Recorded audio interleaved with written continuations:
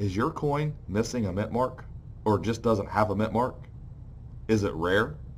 What does it mean when a coin does not have a mint mark? Stay tuned and I'll answer those questions for you.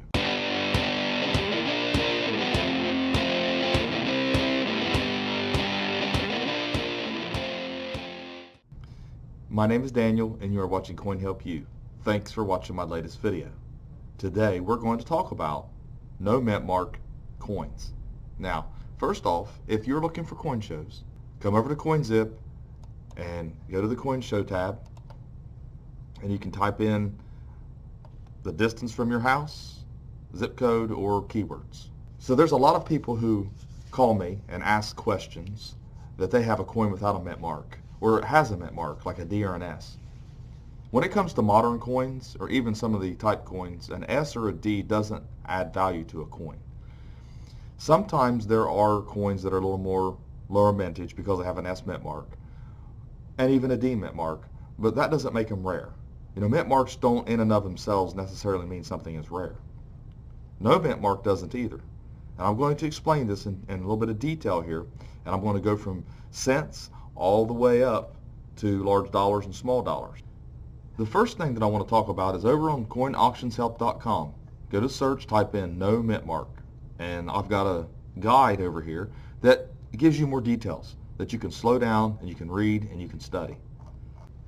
So the first thing to know is that in 1922, the U.S. Mint, the Denver Mint actually, created the first no mint mark variety.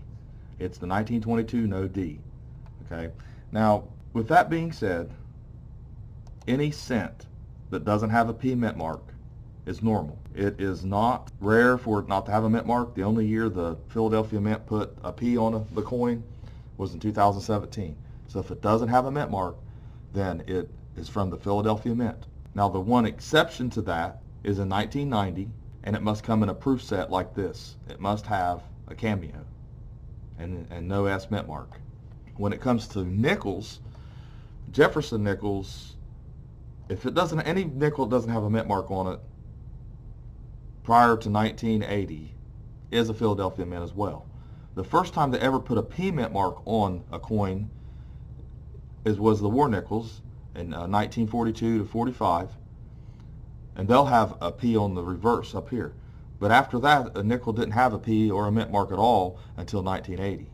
The lone exception to that is the 1971 S proof Jefferson nickel without an S. It must be this proof right here, not a business strike. Very, very different. They're a different finish. When it comes to Roosevelt Dimes, they never had a P mint mark up until 1980. Before that, no mint mark coins are completely normal. Business strike circulated coins. Now, this one in 1982, since it's after 1980 or after, it has no mint mark, no P. Okay? And that's the only one that you can find in circulation or circulated business strike. Now there are proof dimes that don't have mint marks. And you have the 68S, no S, the 70, no S, and both of them will come in a set that looks like this. This has 71 on it, but it'll have 70 here or 68 here instead of the 71. But they will come in a black case like this, or at least the plastic with the black background insert, and then the blue box. And that's very important. Those are proofs. Proofs have a cameo, and I will show you the difference. Here's what the proofs look like. If it has no S on this, then you have something. If it's just a regular business strike, it's nothing unless it's a 1982 without a P. Now, if you find anything after 1980 without a P mint mark besides a cent, then you do have something. In Washington quarters, there's not a no mint mark error, but they did get a P mint mark in 1980 and forward. So anything before 1980 without a mint mark is just a Philadelphia Mint, and that's normal. Same thing with Kennedy half dollars. If they don't have a mint mark before 1980, they're Philadelphia Mint. So anything after 1980 for a Kennedy half that doesn't have a P or a mint mark will be worth something. Obviously, proof sets that had S's. You know, then you have P and D, and then this is an S SMS, 40% silver, but you did have the P and the D for business strikes. And when I say business strike, that's a non-proof. And large dollars like the Eisenhower dollars, that's another one. This is no mint mark, but it's before 1980. So that's normal. That's a Philadelphia Mint. Now there is an exception here.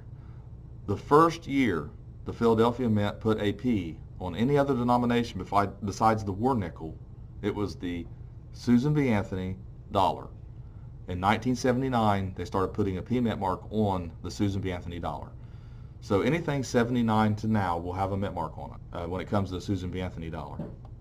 Now in 2000, when the Sacagawea dollars have a P on them, they'll have a D, the proofs will have an S.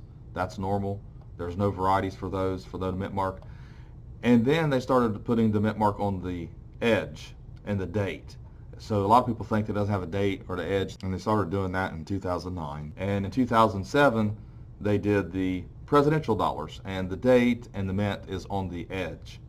Okay, and that's completely normal. There's no edge lettering errors, but there's no non-mint mark errors. Okay, so I hope that helped you realize what has a mint mark and what doesn't.